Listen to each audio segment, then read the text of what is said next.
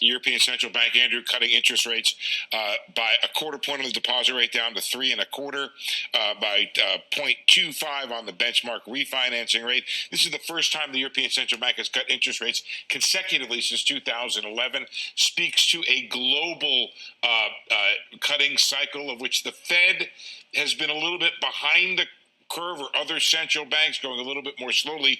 And just very quickly, I haven't had a chance to look at the outlook here. Interest rates on deposits were down 3.25. Pandemic emergency programs are declining, so they're reducing their balance sheet. And I'll come back to you later. Expected inflation to rise again before declining to target, so that's interesting. Their headline was down below, their core was higher, and they're not going to pre-commit to a particular rate path. So largely expected another cut coming, but not expected for the ECB to forecast that definitively. Going to a different economy, and we're going to be learning more about that as we go. But clearly, we're learning that things can be done from remote locations. We're learning that technology can replace people even more than we thought. We're not going back to the same economy. We're recovering, but to a different economy, and it'll be one that is more leverage to technology, and I worry that that is going to make it even more difficult than it was for many workers. In Silicon Valley, and my friends who work in technology know that what we did to the manufacturing workers, we are now going to do to the retail workers, the call center workers, the fast food workers, the truck drivers, and then even bookkeepers, accountants, insurance agents, lawyers, and on through the economy. So what happened to the manufacturing workers is a very clear sign. And so we'll import Chinese-based CBDC technology. So it's going to be CBDC in a box provided to you by the People's Bank of China. But every stock, every bond, every currency, every commodity, every piece of art, every private business, every piece of real estate will eventually be a token on a blockchain, an entry on a ledger, permanent and immutable. We will have truth instead of trust. And we will save over $7 trillion a year. 6 to 8% of global GDP is wasted by the friction of the trust industry that's necessary when you have dual entry accounting. With triple entry accounting, which is what a blockchain is, we get rid of all of that friction. It's a beautiful future. Like what you see in China and their social credit scoring systems, right?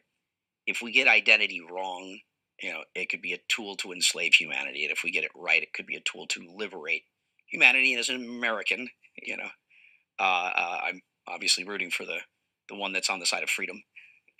Bitcoin is an international asset. And also, I do believe the role of crypto is, it's digitizing gold. I actually believe this technology is going to be very important. Look at it. We have been part of the huge revolution in investing through ETFs. We believe that ETFs will be changing the whole way we invest. Many people still use it as a means, people are investing it for indexing. No, the majority of people who are putting money in in ETFs are active investors that are buying exposure. The entire bond market is being transformed as we talk right now. I believe the next generation for markets, the next generation for securities will be tokenization of securities. And if we can have that distributed ledger that we know every beneficial owner, every beneficial seller, we all have our code of who's buying, who's selling, instantaneous settlement. And think about it, it changes the whole ecosystem. Chinese bank ICBC has been hit by a ransomware attack, and the U.S. Treasury market, as a result of that, has been disrupted. This, according to the Financial Times. We're getting it more right now with Bloomberg's Sonali Basak. Sonali, what do we know? Listen, we have the Financial Times now reporting that ICBC, one of China's largest banks here, was hit with a ransomware attack. And remember, they're a very significant intermediary in the Treasury market. The SIFMA has told told his members that this has been part of the reason here that the system is kind of clogged up, if you will. During that auction that we saw a little bit before, the attack had prevented ICBC, according to the Financial Times, from settling treasury trades on behalf of other market participants. A large executive at a major bank also telling the paper that such a large party on the fixed income clearing corp creates major concerns, potentially impacting the liquidity of treasury markets. Now, it was not just a poor auction. It was absolutely lousy. And you know, when the dealers have to step in to save a treasury auction, that's a rare occurrence. And welcome to the Crypto Teacher. And guys, please like and subscribe if you do like what you're listening to. Please inform your friends and family and spread it all over social media.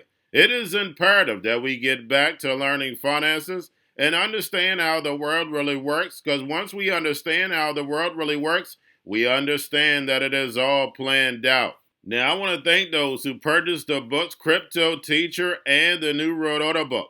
Remember, the New World Order book shows you how the world really works, and it is definitely time for you to wake up out of that sleep, especially in the times that we're in right now. And 2024 is going to be one of our most entertaining years. We have the presidential election.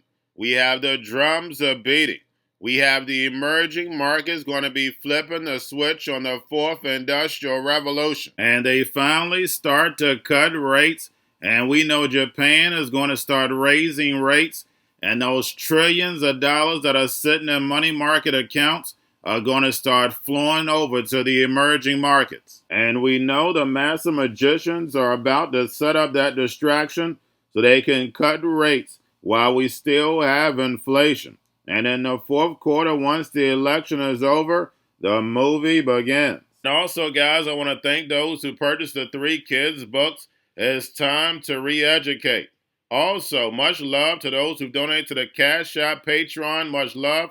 Keep it coming. Guys, if you're not a part of the Patreon, make sure you're donating to the channel through the actual Cash App. But guys, this next Bitcoin and crypto bull run is going to be a utility run. So you want to make sure you have the cryptos that have real utility. And much love to those who are shopping at both stores. Keep it coming. And of course, guys, we get into Bitcoin and cryptos first. Don't forget to like and subscribe to the channel. And right now we have Bitcoin and crypto flat as I'm doing this video. And we have stocks right now up. Now, guys, make sure you're paying attention to the actual indicators. We have yield rates up after the ECB move. I'm going to get into that later. And we have the dollar up. And again, guys, we know that's because of Japan hasn't made a move. And then we have volume and crypto down. We have Tether and USDC. And then, of course, guys, we have the Fed.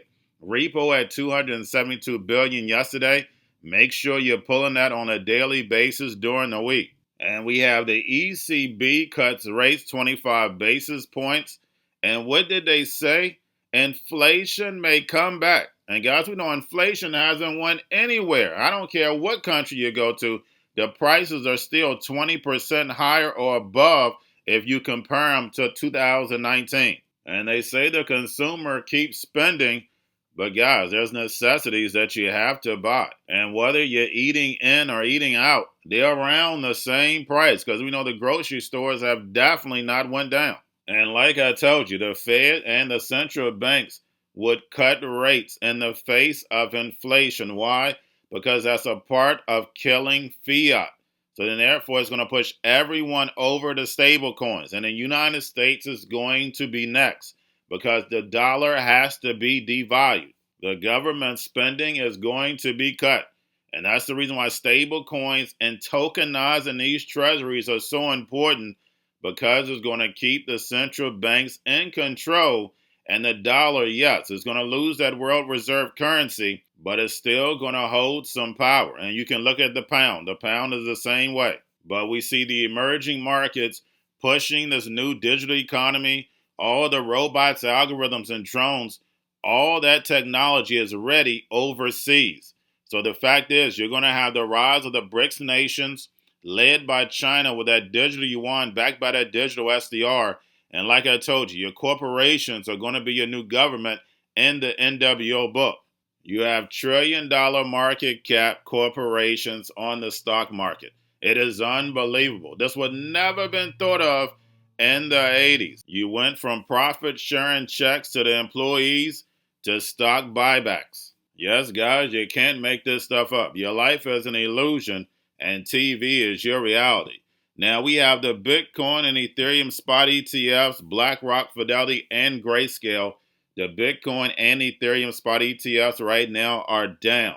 But getting over into a little crypto news, we have crypto exchange Kraken launches wrapped BTC token KBTC, and it's on Ethereum and OP mainnet. Now we have stacked Bitcoin and gold ETF launches with the goal of shielding investors from inflation and currency debasement. And it's okay to put a little money in the ETF, but when you're looking at Bitcoin, you're looking at gold, you want to be in possession of that. It's okay to diversify, but you definitely, your bulk, you want it to be in your possession. And remember, the crypto teacher told you. And then lastly, guys, we have Robinhood confirms plan to support Bitcoin and Ethereum futures trading amid desktop rollout. And futures trading, guys, we know they're just betting on the price. Opening up the casino.